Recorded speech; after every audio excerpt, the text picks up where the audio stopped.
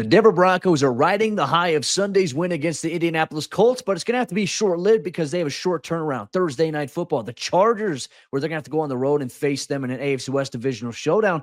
What's the latest on Broncos cornerback Patrick Surtain? We'll break that down and much more here on today's brand new episode, Locked On Broncos.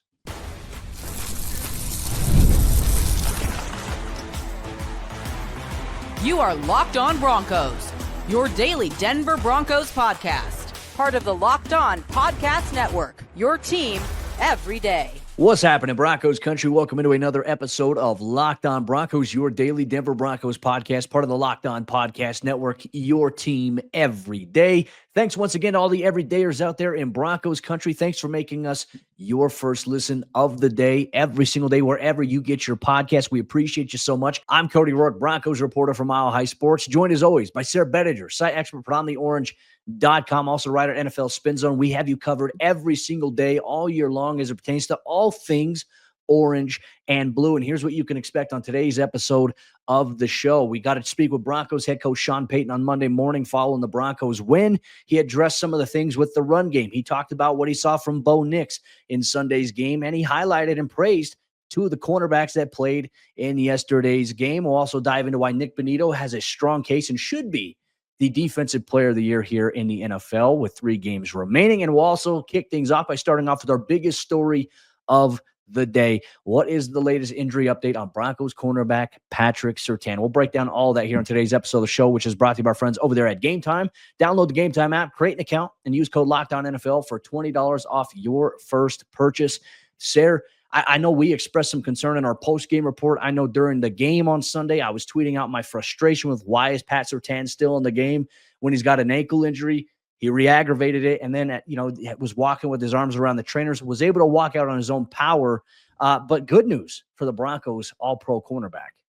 Yeah, absolutely. Ian Rappaport told us all on Monday morning as we were all waiting with bated breath, wondering, what is the fate of Pat Surtain, that it is a minor ankle sprain. Now, the fact that Rap Sheet didn't say anything about high ankle sprain or anything like that, Cody, is probably great news. And I know you mentioned it on the post-game report, but Pat Surtain's dad, Pat Surtain, I suppose senior at this point or whatever he goes by, he has also kind of stated like he's got that NOLA blood in him, right? So he's kind of just saying, hey, like, don't worry about PS2. He's going to be all right. And so what does that mean on a short turnaround? That remains to be seen, because we know that Sean Payton is always tight-lipped when it comes to injury stuff, especially on Monday when he does the conference calls. But look, I think that the report from Rap Sheet kind of says it all. It's a minor ankle issue. If there was a chance that Surtain was going to miss any significant time, you would assume that that would be getting reported pretty quickly by some of these insiders. And so I just feel like, Cody, with all that's at stake in this game, like, Pat Surtain's going to get, he's going to rub some dirt on it. He's going to get some injections or whatever needs to happen. I don't know how that works. And maybe I'm being a little bit overly optimistic here, but I know if it was me in that situation, I know Pat Surtain is way more competitive than I am. I'm sure. I'm guessing that he's going to do everything that he possibly can to be out there. Yeah, that's my assumption as well. And look, once again, to kind of go over what I saw in the locker room yesterday from Pat, walked by Pat, gave him a head nod. He gave me a head nod like everything's okay. And then just saw him walking around the locker room. He didn't seem to be walking with a limp. He wasn't walking gingerly. He wasn't grimacing from everything that we saw yesterday. So I think that's a good sign for maybe how he's at. But here, I'll give you some insight into how the Broncos plan to attack this week, considering they have a short turnaround for Thursday Night Football. There were some recovery and treatment stations following the game on Sunday. It's continuing all day on Monday. The team was obviously in for meetings to watch the film and to obviously start watching opponent film on the Chargers, but then it turns into a recovery day. Denver will practice on Tuesday. That'll be the only practice they have this week that we get to attend as media, and it will be more than likely a walkthrough pace here because guys just got them playing 48 hours prior to that. And then Wednesday will be a walkthrough before they all get to the airport, board the plane, and fly to Los Angeles. But during these next 3 days, not only is Pat Surtain and other players going to be getting treatment, but it's going to be extensive treatment. For example, like there's things like massage therapy that I'm sure is probably going to happen a lot with Pat. The ice, cold tub, hot tub, sauna, infrared. I mean, they're going to do all these different things. Just knowing how competitive Pat is, Sayre, I think Pat's going to be good to go here on Thursday. Obviously, we'll continue to monitor the Broncos. Will release their initial injury reports this week. It's going to be hard to really read anything into it too much outside unless there's DNPs across the board. Like I said, they're only going to practice one true day. They released an injury estimation on Monday, even though they didn't have practice. But treatment is going to be the number one priority, not just for Pat Surtain this week. Riley Moss, there's some hope and maybe that he can play in this game on Thursday night against the Los Angeles Chargers. But man, one thing did happen here for the Broncos in Sunday's game. As good as the win was, it's short-lived. You can't celebrate it too long. The winning season is nice, but now the focus shifts to the Chargers. Pat Surtain is not the only guy that's banged up. No, the defensive line in particular was getting banged up on Sunday afternoon. Cody, we saw DJ Jones in a significant amount of pain with his left hand coming off the field against the Indianapolis Colts, and you can't help but wonder if that's going to lead to potentially him missing a game or two. I mean, you want all these. That's the thing, is like Sean Payton said after the game, you base it off whether or not the medical staff says a guy can play, not whether or not you're like, oh, we want this guy to be good to go next week, so we're going to save him or whatever. He's like, he said that the Broncos don't think like that. So for everybody who wants them to think like that, sorry about it. They don't think like that, apparently. So with a guy like DJ Jones who injures his hand, like, let's say you could wrap it up and give it a go, or rest and give it some more time. I think the Broncos would allow him, if the medical staff cleared him, they would allow him to give it a go. But all of these things are going to remain to be seen. Obviously, on a short week, maybe things are a little bit different. I know Malcolm Roach left the game as well, Cody, but returned to the lineup. I was also interested to see that when Quinn Miners left the game briefly, that it was Alex Palczewski who came in to play at the right guard position. So some interesting personnel shuffling here for the Denver Broncos. I guess I wasn't sure what I would have expected there, but I thought that was an interesting little nugget from this game that we didn't get a chance to talk about. Yeah, no, I agree with you. I initially thought when Miners was walking off the field, I was like, all right, ideally, I would expect Luke Wattenberg just to shift over to right guard and Alex Forsythe to coming into center. They kept Forsythe at center and they put in Palco at right guard, and I thought he actually did pretty solid in the reps in which he was in. The good news, though, Quinn Miners, it is a shoulder designation. Quinn was able to return to the game in the fourth quarter, which I think is a great sign. If he hadn't returned, I would have been a little concerned at that point. I'm sure there's going to be some soreness. And obviously, usually the day after the game, your body tends to feel it the most versus when you're playing the game, the adrenaline's high. It's a little different from that standpoint. But yeah, I was surprised about that one as well. Malcolm Roach did return to the game. DJ Jones walked by in the locker room and kind of gave the indicator like, I'll be good. So we'll see. We'll monitor that throughout this entire week. But man, I couldn't help but also think too, I was like, wow, in a game where the Broncos win, they get their 9th win of the season. They're one step closer to the playoffs. I was like, it would be this time where injuries pop up, and it doesn't help that you have the Thursday night football turnaround. But I will say this, I think the Broncos coaching staff, the medical staff, when it comes to situations like this, because even this was the case last year. I mean, not even last year, like before the bye week that Denver had there when they played that Thursday game against New Orleans. The one thing that they did was I think they prepared really well to get these guys as much treatment, recovery, time as possible. And then Denver came out and played arguably one of their better games of the season on the road on Thursday night football. So hopefully that's the case here for the Broncos this week. The Chargers, they're going to be a little angry coming off the loss that they had. You want guys just to be healthy. And unfortunately, you're not going to get everybody at 100% considering the short turnaround. That, to me, I think is something we're going to continue to monitor. You don't want some guy to be out there that has the, high risk of re-aggravating something. So I think a lot of recovery this week is going to be the emphasis here for this team. But there is also a chance, let's just put the hypothetical out there. Let's say Pat Surtain is not ready to go. Let's say Riley Moss is not ready to go here on Thursday. That means we're going to see a lot of Chris Abrams, Drain, and Damari Mathis, and we'll obviously get to them later. Sean Payton shared some good praises for them. I've gone through and watched the All-22 film breakdowns on the way as well on Mile High Sports. A lot to be confident about in the Broncos' young secondary there, but unfortunately, question right now, Pat Surtain, minor ankle sprain, can he heal in the next 3.5 days to get ready for Thursday night against what I imagine he's probably going to be guarding Quentin Johnston and Joshua Palmer quite a bit. So a lot of stake here for the Broncos. And look, there's a lot of stake for the Broncos this season. And certainly there have been a lot of surprises around every corner left and right, but no bigger surprise than what we have seen from Nik Bonitto.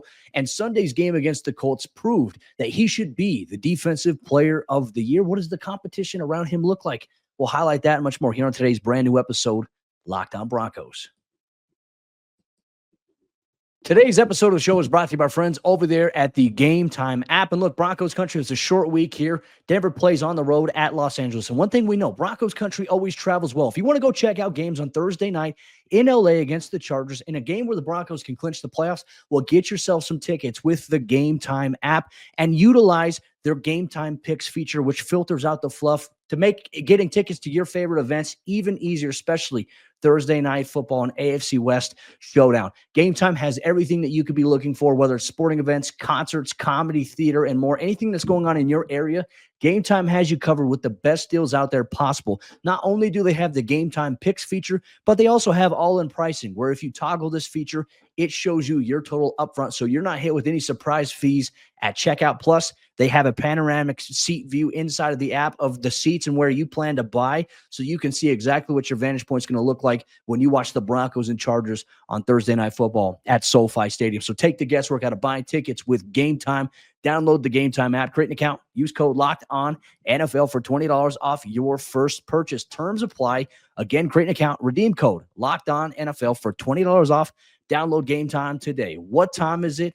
Game time. Today's Locked On Broncos is also brought to you by our friends over there at FanDuel, America's #1 sportsbook. And look, FanDuel has everything that you could want if you're interested in diving deeper into Week 16 of the NFL season. You know, you got the Broncos and Chargers on Thursday Night Football, but you also could get in on some futures bets as well. We talk about the Broncos having 2 players on their roster who are Defensive Player of the Year candidates.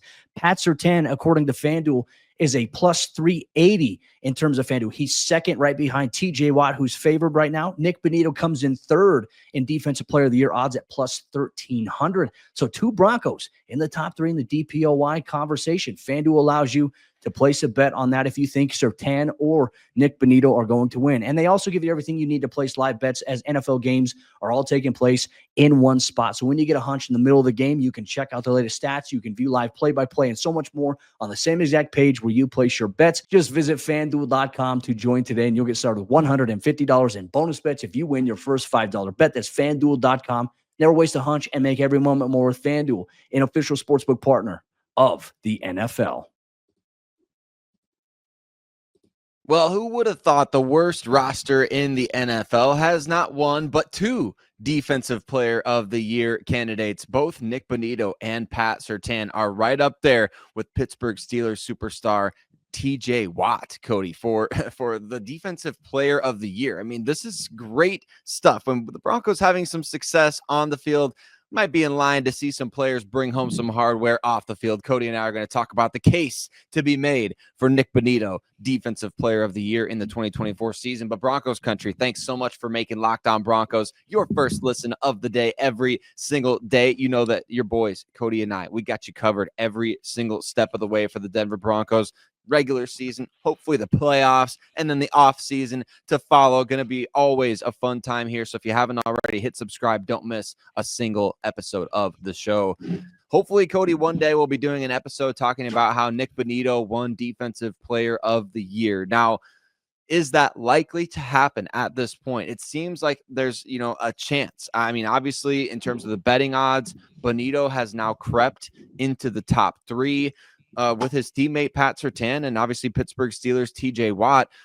This to me has become it was already a decent case before the last 2 games, but the splash plays, the 2 defensive touchdowns in consecutive games, that might be the scale tipper for Nik Bonitto in his case for Defensive Player of the Year. Yeah, I mean, I think when you look at history, you look at J.J. Watt, was it back in 2014? He also had multiple, double-digit sacks, and I think he had multiple touchdowns in a season. That won him the award. The Broncos have a great chance here with Nik Bonitto. And here's the thing I think that frustrates me a little bit, Sayre, about the NFL stats and what they say about certain things, right? Because we all know when Nik Bonitto took that ball, they called it a fumble. So they're crediting him with a fumble return touchdown against the Colts, when the reality was we all saw they tried to get tricky. They threw it to a wide receiver who threw it back to the quarterback, who was then going to attempt a pass downfield. I don't understand how that's a fumble, especially when it's in the air. Now, if the ball landed on the ground and it was a backwards pass, absolutely, that's a fumble. To me, I'm counting it as a pick six. But my biggest gripe that I have here is there are a lot of people, Sarah, as we know, there are a lot of people in the national media that actually don't watch all 22. They don't watch the tape. They're just going to look at the stats. They're going to compare. Like, all right, Nik Bonitto has a fumble recovery for a touchdown. That means he just scooped up a ball and ran it all the way. But there's going to be people that don't watch, right?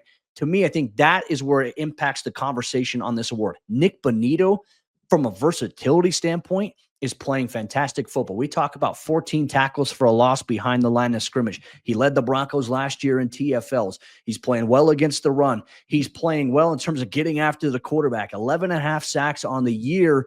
And you look at it as well, impacting, he's dropping back into coverage more than TJ Watt is. Now, TJ Watt, I would say, is probably the most dominant player in football defensively at that position from a physical standpoint. But what Nik Bonitto is doing is also very special, and he's doing a little bit more right now than TJ Watt at this point. There's 3 games left, and I think Nik Bonitto has a great chance to take the lead in terms of sacks, trying to keep pace there, obviously, with Trey Hendrickson, who has 12 and a half. But I think that Bonitto, in my opinion, made his case to win Defensive Player of the Year. Even his teammates, Pat Surtain, even Jonathan Cooper is propping up saying, hey, Defensive Player of the Year, Nik Bonitto. He is playing fantastic. And Sarah, for me, I look at it, George Payton draft pick. You look at Pat Surtain, 2 Broncos in the top 3 in Defensive Player of the Year voting in terms of odds right now, not necessarily voting, but the odds. That right there is a very, very special thing. And it happens to be 2 George Payton draft picks, which, hey, maybe George knows a little something about something after all. Maybe he knows what he's doing out there, right? Obviously, caught a lot of flack for passing on Justin Fields to take Pat Surtain a handful of years ago. And then, pretty of course, dang good pick now. Pretty dang good pick, obviously. And then the year after that, right? I mean, it was not a popular decision or a popular move by any means to trade Von Miller to recoup some NFL draft capital after the Russell Wilson deal. So I think that, look, it was one of those things. And I know that wasn't the order in which things happened, but it ended up giving them ammunition to make the Russell Wilson deal. You know what I mean? Hopefully, you know what I mean. But here's the case for Pat Surtain, Cody. He's been targeted in 13 games 43 times, okay? The dude has 4 interceptions on 43 targets into his coverage, which he's only allowed 26 receptions, a quarterback rating allowed of 49.5 into the coverage of Pat Surtain this year. So 1 out of every 11 passes that gets thrown at Pat Surtain, he's picking it off. Most of the passes that get thrown his direction, they hit the ground harmlessly, right? 26 out of 43 have been caught. The average yards per reception on passes that have been caught in Pat Surtain's coverage, Cody, 8.0. And that's down from, I mean, he's had some really good years in the past at 10.9, 11 point something, 8.0 yards per completion into his coverage. I mean, it's freakish what he's doing out there. I know Defensive Player of the Year, like, you got to have 8 or 9 interceptions, something stupid like that, because like you said, a lot of times people don't watch the tape, and it takes gaudy numbers in order to get this kind of hardware, but the gaudy numbers are there. You just got to actually look for them. I think Pat Surtain, I know they do this every year, the NFL Top 100. I'll make a bold prediction, hot take right here. I guarantee you Pat Surtain ends up in the top 10 this year in that category. Absolutely. Top 5, there could be a legitimate argument there. And the thing is, he's getting a lot of recognition nationally. He's getting recognition from players on opposing teams. That stuff right there means a lot at the end of the day. And once again, I'm sure he's probably going to take home first team All-Pro honors in terms of NFLPA player voting and in terms of the players who have gone against him, who play the same position. They'll probably vote for him once again for 3 consecutive years. He's playing incredible right now, Sarah. And look, I think the one thing, did you see James Palmer's tweet on Sunday about what an NFL defensive coach said? He said, really, there's nobody out there that's really can stop Brock Bowers except Patrick Surtain. He's the only guy that can do it. And what we've seen in 2 games from PS2 against Brock Bowers, who's got a legitimate case for offensive rookie of the year, I tell you what, it's fun to see. Denver is drastically better with Pat Surtain. We've seen what it's like when Pat is not out there on the field. It's drastically different, though. There's some confidence here in some of the Broncos' young cornerbacks, which we'll get to from Sean Payton here in just a little bit. You take Pat Surtain off the Broncos defense, and I guarantee you they nosedive a little bit further. Like, they're going to, I think, have impactful plays from their young guys, but you cannot replace the impact that Pat Surtain certainly has in terms of erasing the field. I mean, the Colts, for example, go back and watch the game. They would put a wide receiver to his side. They'd try to get the Broncos in a specific coverage look. Then they'd motion the guy, and they would force Pat to have to cover a tight end. and they'd move Pittman and Downs and Pierce to Chris Abrams' drain side and Jaquan McMillan's, and Denver's secondary did a pretty good job against those guys, minus a couple of big third down catches in the first half. But Pat Surtain's got a legitimate case as well. And look, I think that if either of these two guys win Defensive Player of the Year, man, it's a testament. And I also feel like if one of these guys win it, they might co-share it, because I don't think one happens without the other, in terms of Pat Surtain being in a great position because of the pass rush and also great coverage, helping Nik Bonitto get home and the pass rush to get home a little bit more for Denver. So Broncos Country, we want to know how you feel about that as well in terms of Defensive Player of the Year voting. We feel like Nik Bonitto, Pat Surtain, either of these guys should get the award over anybody else right now. We want to hear your thoughts. But one thing we did hear of is from Broncos head coach Sean Payton. He met with us on Monday following the Broncos game to talk about Bo Nix, the run game, and a couple of rookies at cornerback. We'll dive deep into that much more here on today's episode, Locked On Broncos. Today's Locked On Broncos podcast is brought to you by our friends over there at the College Football Playoffs on TNT, and it is that time of the year, the most exciting time, college football playoffs, and it is back. It's also expanded with a new 12-team format, and it is guaranteed to be bigger and better than ever this season, bringing you all the hard-hitting and high-flying excitement that you love in between the tackles. There's legitimately a football game on almost every single day for the month of December. That's going to be very exciting. And the college football playoffs are one of the bigger parts of it. TNT Sports coverage of the college football playoff begins on December 21st, starting with the college football playoff kickoff show presented by AT&T at 11 a.m. Eastern time, leading into our first matchup, the Southern Methodist University Mustangs battling the Penn State Nittany Lions at noon. You want to be there for pregame coverage and for kickoff and postgame coverage. Then it will lead you directly into the Clemson Tigers, who are looking to upset the Texas Longhorns in a showdown at 4 p.m. Eastern time. Don't miss a moment of the action. Watch the college football playoff presented by Allstate live on TNT, True TV, TBS, and Max. Once again, watch the college football playoff presented by Allstate live on TNT, True TV, TBS, and Max. Jumping into the fourth quarter action on today's episode, Locked On Broncos. We heard from Sean Payton on Monday, as we normally do following a game. Not too much insight from Sean from, an injury standpoint. That's one thing he refuses to talk about. He'll never dive into injuries, even though that the attempt was made for people to ask him about injuries. But we also got the insight from Ian Rappaport earlier on Pat Surtain. But what he did go into, Sayre, was a lot on Bo Nix, the run game, the issues that they're having there, and also some cornerbacks there, a rookie and a third-year corner in Damari Mathis. There was a lot of praise there from Sean Payton there. But I think the number one thing, too, and I was thinking about this after my workout in the morning, Sarah. I was thinking, wow, just talking to guys like Mike McGlinchey in the locker room, even though Bo Nix had arguably one of his worst games of the season, he shook off that worst game, that rough game. He went on to throw 2 touchdowns in the fourth quarter to kind of bounce it out. So, your worst game sees you throw 3 touchdowns. You might take that, but there's this different resiliency factor here with Bo. Yeah, there really is. I mean, I was watching the game on Monday morning as well, Cody, and I'm sitting there. I saw the third interception happened. I believe it was still 13-7 at that point. And obviously the Colts didn't really do anything with the turnover. So kind of a no harm, no foul kind of thing, though. Of course, people start seeing Bo Nix through all these interceptions. I think even Bo said it, unless this was a joke that somebody posted on Twitter. It's like you almost get scared when he drops back. That okay, when you rear back to fire the ball, is it going to get picked? I mean, there's been times this season when we've had confidence that every time Bo steps back, he's going to fit it in the window. He's going to put the ball where it needs to be. He's been that hot over the last couple of months, but these last 2 weeks got a little reckless with the football and a little bit careless with the footwork. I'm excited to see some of the breakdowns from you and others who break down the quarterback play and kind of see the turnaround at this point, because there was a deliberate turnaround. I know the Broncos got some short fields, but man, there was a clear clicking after the third interception that he started distributing the ball better, making better decisions, and he looked much sharper out there on Sunday afternoon.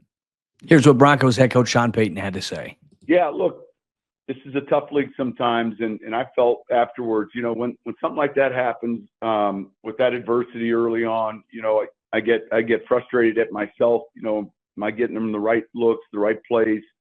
And but then, later in that game when we needed it, he didn't flinch.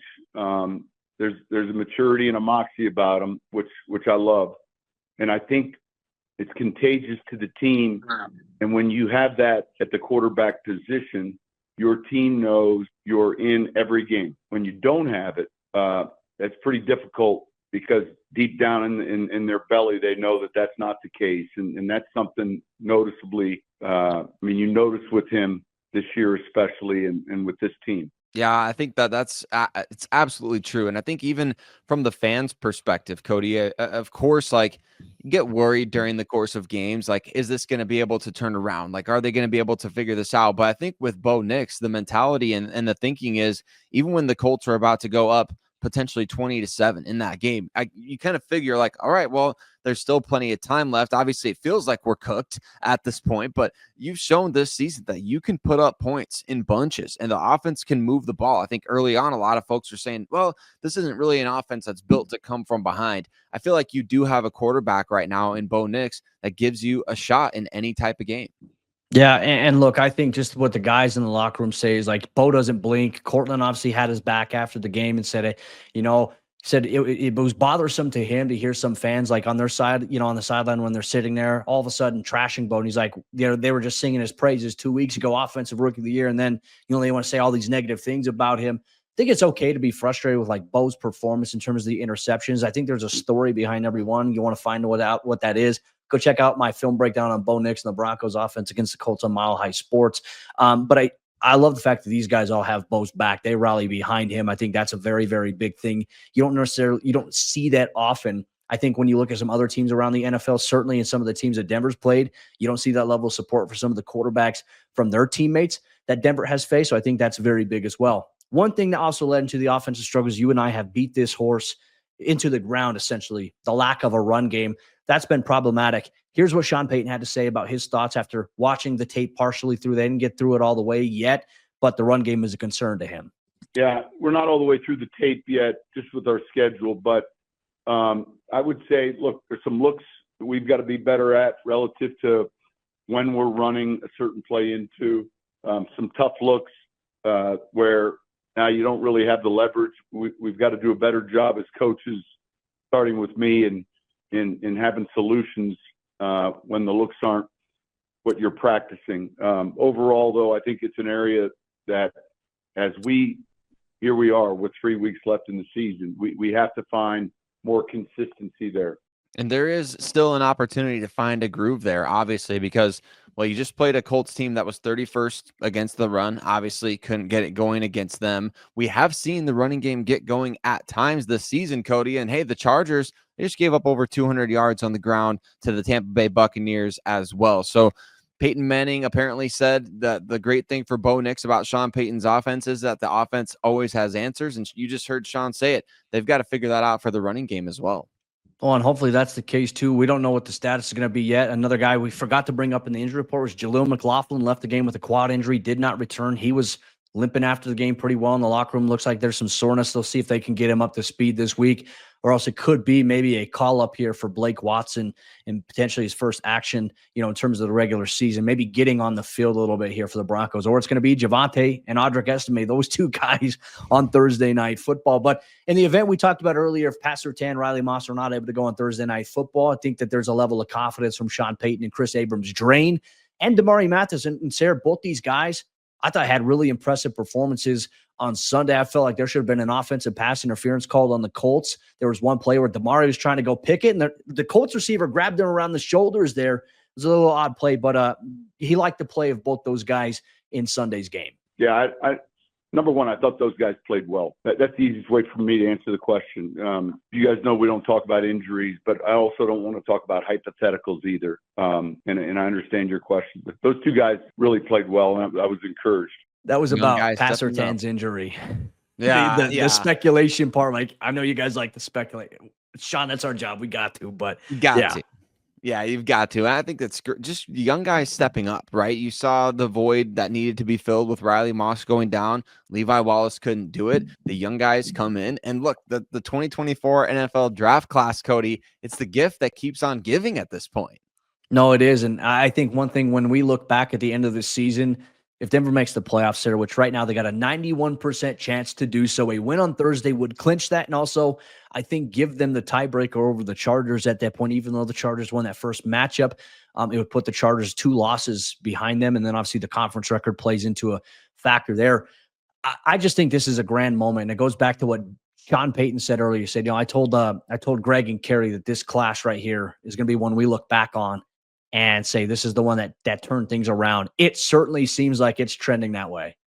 It definitely does. And at every turn, somebody has made an impact, right? I mean, obviously, we haven't seen Nick Gargiulo yet this season, although he's been elevated a handful of times here, but pretty much everybody else in this rookie class has come in and done something of note at some point or another. Now, can we get some more consistency from Audric Estime? Can we see where's the Devon Vele that stepped up, in a handful of games there, that he was just making big time catch after big time catch? We need the big plays from Troy Franklin, but it's all either been proven to a degree or it's all been percolating beneath the surface here, Cody. And I think for this draft class, man, the best is still yet to come. Yeah, I'm not saying in comparison to the 2023 class, like their rookie season, we were sitting there wondering, like, are any of these guys going to get on the field? Like, we were begging for more touches for Marvin Mims, and Marvin, man, I tell you what, marvelous. That he has really grown into a very special role here at running back, receiver, returner. We're seeing that now pay off. Riley Moss, you're seeing that pay off. Drew Sanders, great effort in the special team side, blocking in his first game back from the Achilles injury he suffered in April. But last year, we didn't have this type of feeling about last year's rookie class in terms of guys having an impact or playing significant roles right away. This year's class, almost every single one of them are getting involved, and they have a very delicate role here for this team, offensively, defensively, special teams. So that's a promising development to see. But Broncos Country, that'll wrap up today's episode of the show here on the Locked On Broncos podcast, wherever you get your podcast. Thanks once again to all the everydayers, all the first listeners out there in Broncos Country. Thursday night football is coming up, and the Broncos will practice on Tuesday. We'll have you covered on practice reports, the latest on some of the injuries that are going on with the Broncos. Plus, you get the AFC or the NFL squad show this week. We're combining the AFC and the NFC once again. And on top of that, crossover Thursday, Sayre Bedinger is going to sit down with David Drogemeyer to preview Thursday night football, where, hey, this is a big game. The next biggest game of the Broncos season is here. Thursday night, we get the preview for that. Then you get the post-game report. It's going to be a jam-packed week here on the Locked On Broncos podcast. We'll see you next time.